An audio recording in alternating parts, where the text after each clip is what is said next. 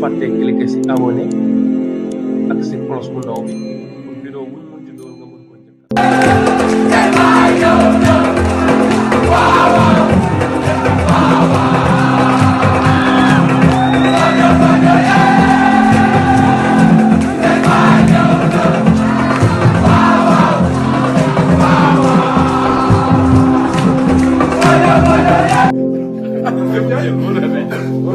dafa jël. incha allah.